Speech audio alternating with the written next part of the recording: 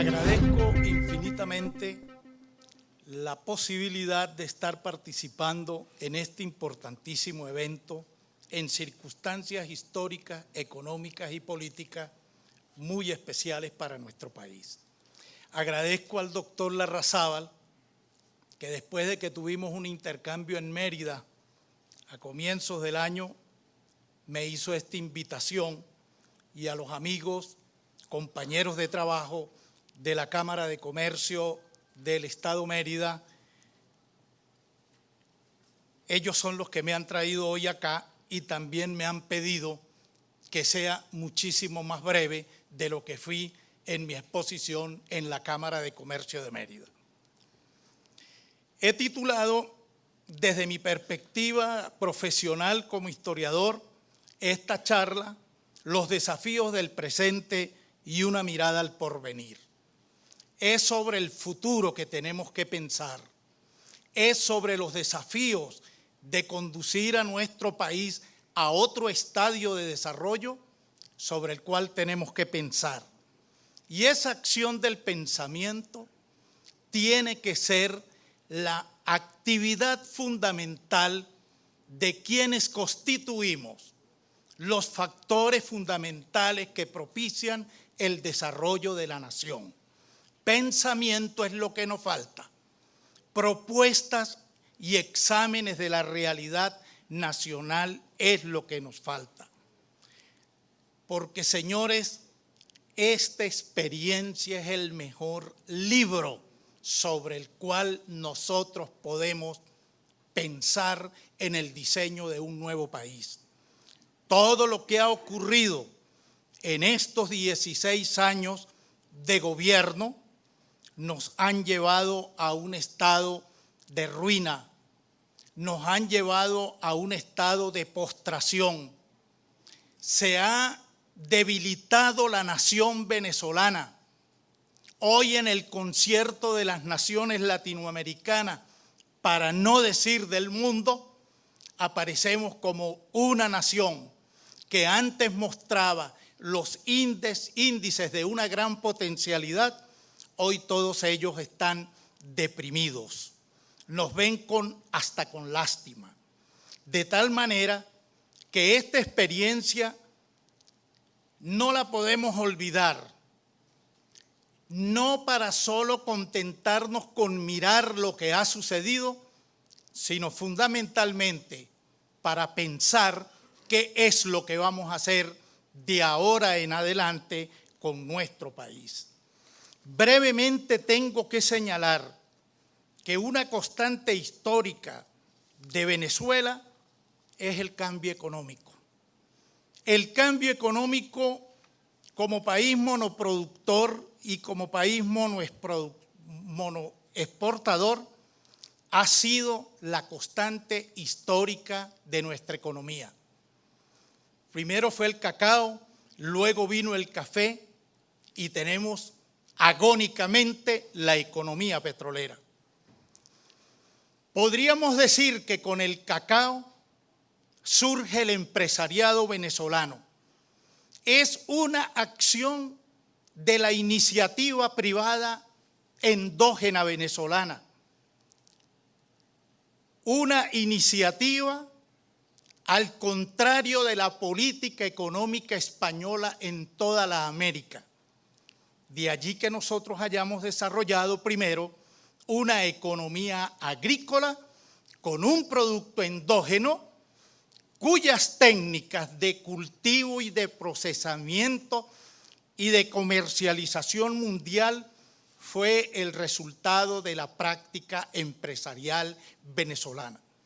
Sin duda alguna, ahí participaron en la creación de las unidades de producción el sector, digámoslo, empresarial de aquella época y la Iglesia Católica en nuestra colonia.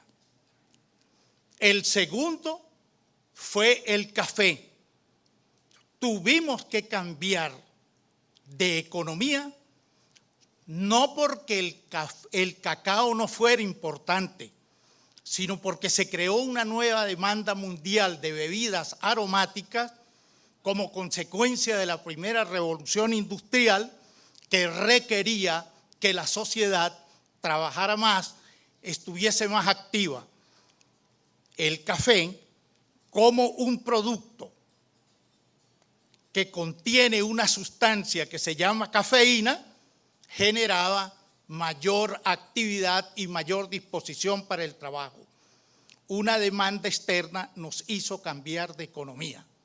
No solo porque la economía del café hubiese sido destruida por la guerra, sino porque surgió una nueva demanda mundial. Con el café ocurre una paradoja.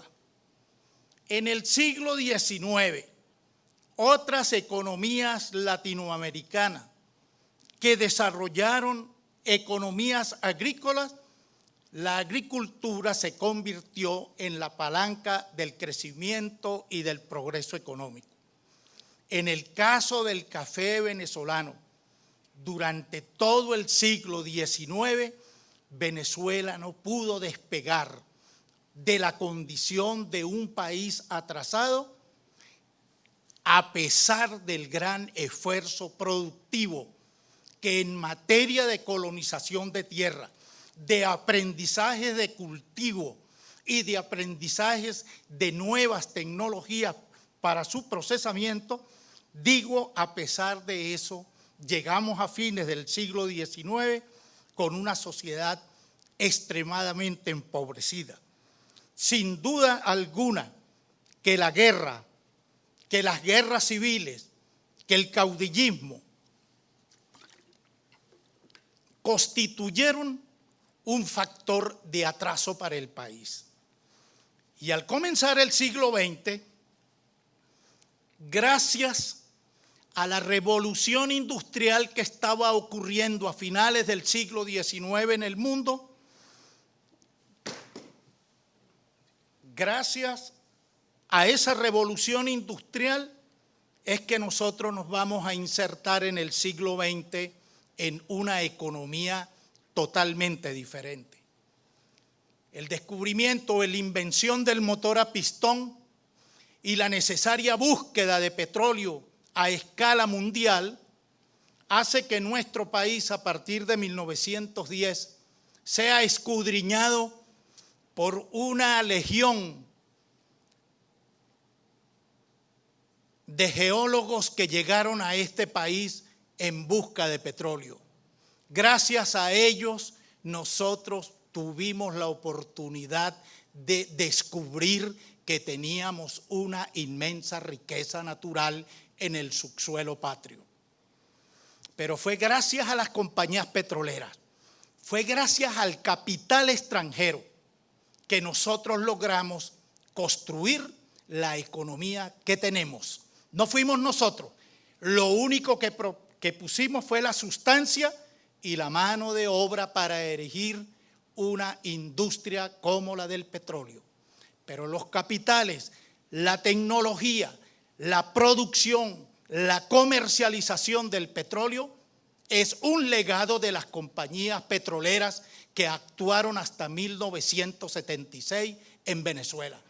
Esa fue la posibilidad de que nosotros convirtiéramos al petróleo en el motor del crecimiento de la economía hasta 1976.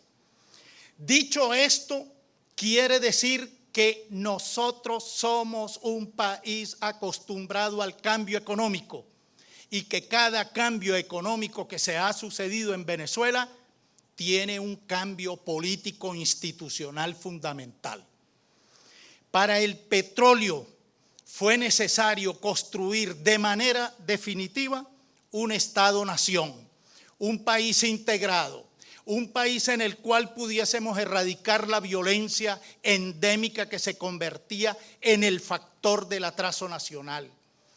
Con el petróleo y con un Estado pudimos nosotros capitalizarnos humanamente, pudimos crecer, pudimos transformar, pudimos comenzar a ser un país urbano, pudimos comenzar a ser una sociedad que pensara más en el futuro que en el atraso, que en el hambre, que en la miseria, que en las violencias y las guerras.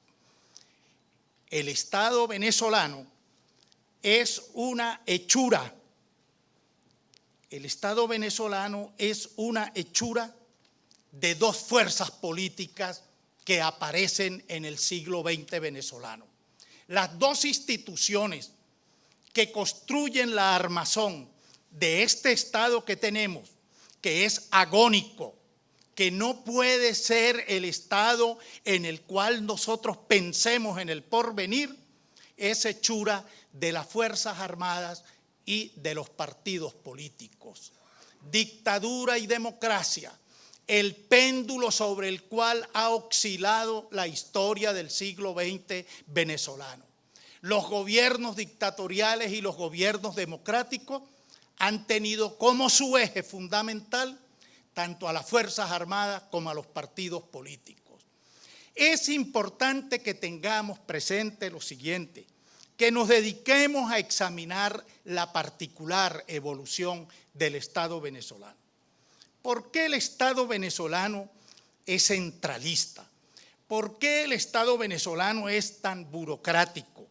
¿Por qué el Estado venezolano centralizó su actividad, su acción fundamental en unos gobiernos que tomaron para sí la función que ha debido de ser delegada desde comienzos de la era petrolera al sector privado? Porque ustedes saben que nuestros militares y nuestros políticos, sin ser empresarios, sin ser economistas, sin estudiar las rigurosas leyes de la economía, le dictaron las pautas a este país de lo que debería de ser la economía. La prueba más fehaciente y agotada de esa conducta es lo que nosotros estamos observando como política económica durante estos 16 años. Han conducido al país a la ruina, al fracaso. Esas dos instituciones, las Fuerzas Armadas y los partidos políticos, en la época en que se crean, que es prácticamente, tienen una similitud histórica, que son los años 20 y los años 30, esos partidos no tenían otra inspiración sino el centralismo democrático. Eran partidos de formación, todos, absolutamente todos basados en la teoría leninista de la organización del partido político. Las Fuerzas Armadas, por su naturaleza, tienen una verticalidad. Las Fuerzas Armadas no son deliberativas, concentran el poder, las órdenes se ejecutan, no se discuten. De allí, pues, que la transferencia de su cultura corporativa fue llevada al Estado venezolano, tanto por la Fuerza Armada como por los partidos políticos. En ese sentido, cabe destacar uno de los hechos más significativos de la historia contemporánea de Venezuela, muchas veces silenciada, muchas veces olvidada, pero que hoy hay que rescatar. Y es el rescate del contenido, de la filosofía que inspiró al doctor Pedro Tinoco en la conferencia anual de Fedecámaras en Mérida para que se aprobara la Carta de Mérida de Fedecámaras, en la cual están las bases del pensamiento económico liberal venezolano del siglo XX. Podríamos decir que con ese aporte surge en Venezuela la posibilidad de crear o echar las bases filosóficas de una economía de mercado. Y fíjense ustedes que la Carta Económica, que va a cumplir exactamente el próximo mes de julio 54 años de haber sido aprobada en mi ciudad de Mérida, fue la respuesta a una concepción a comienzos de la era democrática que fue que en la Constitución de 1961, cuando se establecieron allí los extraordinarios postulados de la libertad económica, fueron prácticamente que suspendidos al otro día de la aprobación de la Constitución. La Carta de Mérida es el instrumento en el cual se examinaba la tendencia futura de la economía venezolana. Era el diagnóstico futuro de lo que habría de ocurrir en la economía venezolana si se profundizaba el estatismo, si se profundizaba la intervención del Estado en la economía. Esta carta tiene que ser revalorizada y tienen ustedes que producir la segunda Carta de Mérida para establecer sólidamente los principios filosóficos fundamentales de que ante un cambio de la economía venezolana, como inevitablemente acontecerá o está aconteciendo, requiere de un nuevo ordenamiento, tanto político institucional como económico. Es decir, un nuevo Estado que sea expresión del desarrollo de una economía de mercado. Esto es a la conclusión que hemos llegado, por lo menos en el ámbito académico intelectual donde yo realizo mi actividad en Mérida. Tenemos años pensando en esto. Hemos propuesto, hemos discutido, hemos hecho eventos. El liberalismo económico no es extraña a la naturaleza propia de la evolución de la economía venezolana. Solo la ideología, solo la arrogancia gubernamental expresada en los planes y programas de los partidos políticos en la era democrática establecían el principio de que el proyecto de la nación es fundamentalmente la acción de un partido que gane las elecciones. Hoy el poder cambia de naturaleza. La sociedad ha evolucionado mucho desde el año 89, en que cayó el muro de Berlín, en que se demostró fehacientemente la inviabilidad de que el Estado sustituya al individuo, de que el Estado sustituya a la sociedad a su nombre de la actividad económica. Por eso es que hoy la gran tarea es pensar sobre cómo ha de ser la economía y el Estado que nosotros tendremos que crear. Esta generación, todos los que estamos aquí, mayores y menores, ese es el compromiso, esa es la responsabilidad. El mundo está sacudido y está sacudido por un gran cambio, el cambio climático. No creamos que es un cuento de caminos lo que está sucediendo. No creamos que es una actividad de científicos locos que han hecho el examen del daño planetario. Pensemos fundamentalmente que el cambio climático y todo el desafío que impone, nos impone a nosotros cambiar de economía, como tuvimos que cambiar con el café, tuvimos que cambiar para el café cuando teníamos 200 años de producir cacao. Y que también cambiamos de la noche a la mañana del café, que era la vocación económica de este país, y crear la economía del petróleo.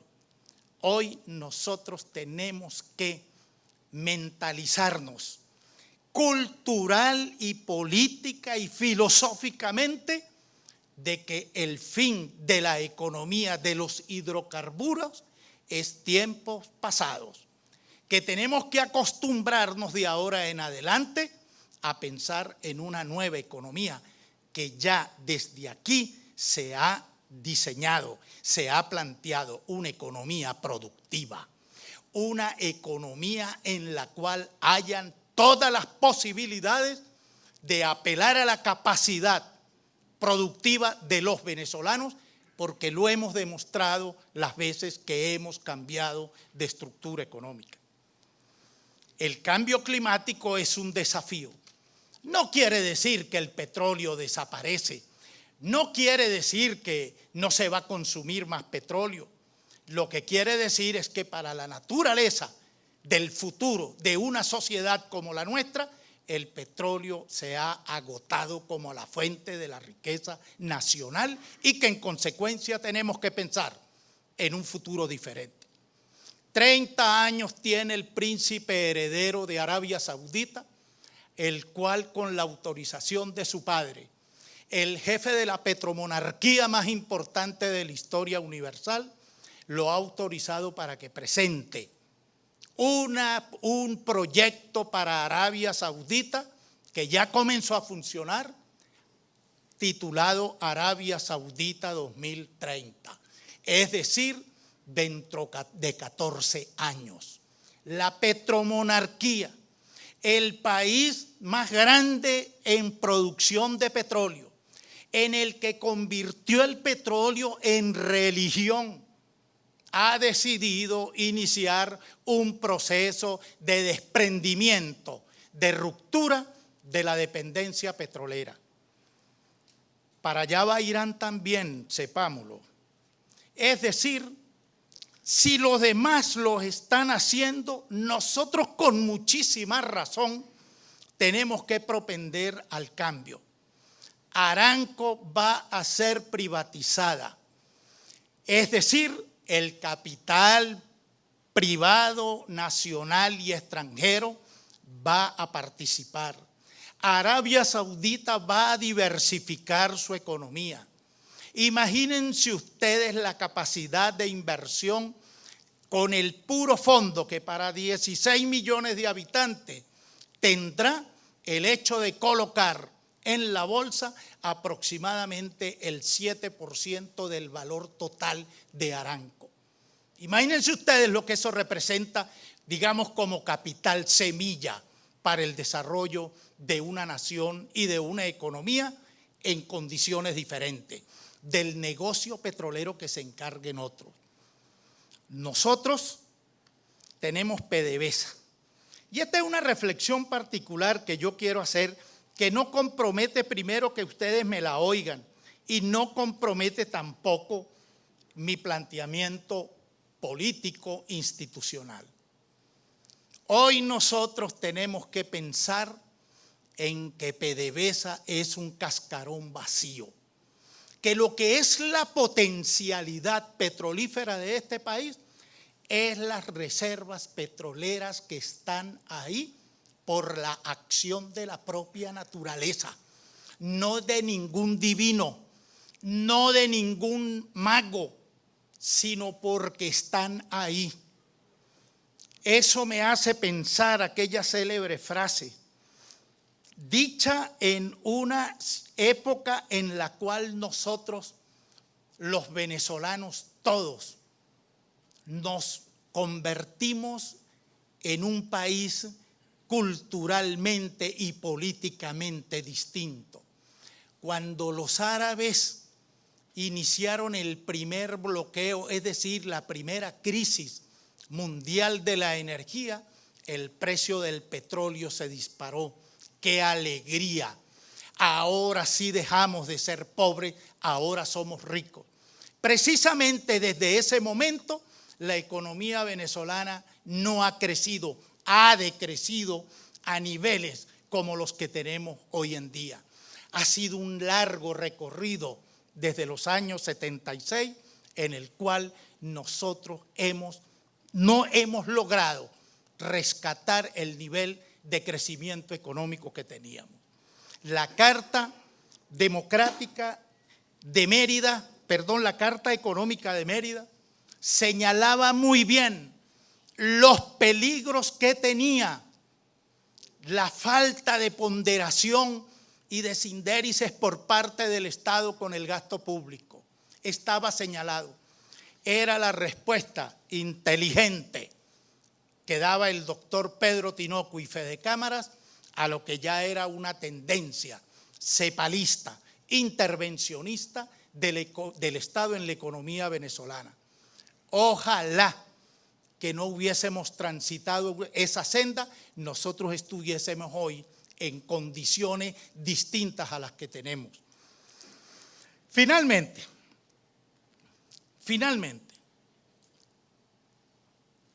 esta es una acción del pensamiento, del examen. El petróleo ya no da para más. Tenemos que crear una economía productiva. Tenemos que crear una economía de mercado. No hay que temerle al concepto del mercado. Ya el anatema a la cual nos han sometido durante 16 años ya debe de ser una demostración fehaciente de que ese no es el camino. Ya no podemos ser temerosos, neoliberales, liberales, los cultores de la mano invisible. Ya eso no convence. Ahora nos toca a nosotros que convencer que tenemos a un país que está a la espera de las propuestas, a un país que está tocando a la academia y a los grupos empresariales y a los partidos políticos. Díganos por dónde debemos ir este país después de que salgamos de esta tragedia en la cual nos han sumido estos 16 años. He dicho allá en Mérida, hemos estimulado en Mérida, a este país hay que ponerlo a leer a Andrés Oppenheimer, Crear o Morir. Ese es el dilema, apreciados y apreciadas amigas, empresarios y empresarias venezolanos. Crear o morir. No podemos salir de esto y volver a tener la recurrencia de lo mismo sobre la base de cualquier argumento. El argumento que más tenemos que tomar en cuenta es que a nombre de la pobreza, que a nombre de la miseria, que a nombre de la desigualdad, el Estado tiene que volver a intervenir para recobrar la capacidad social y humana de los venezolanos.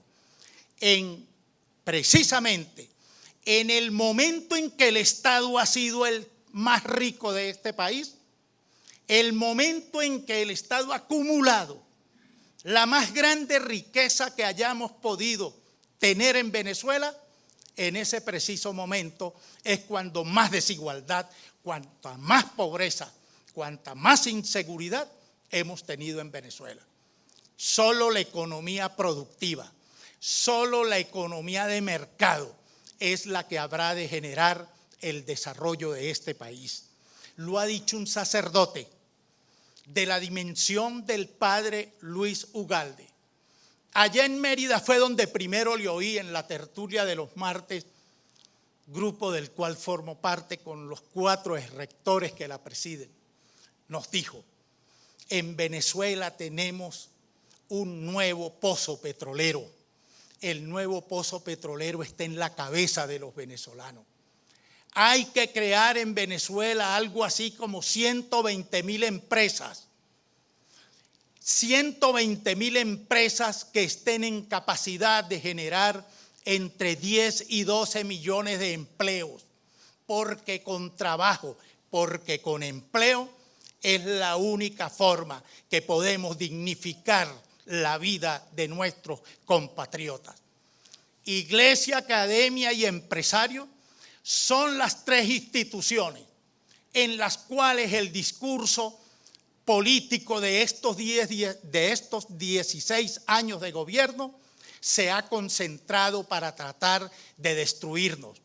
Iglesia, academia y empresario, estamos acá pensando en el porvenir, en el desarrollo de Venezuela, porque no nos pudieron destruir. Ahora nos toca a nosotros, con el pensamiento y las propuestas, enrumbar a Venezuela en el siglo XXI. Muchas gracias.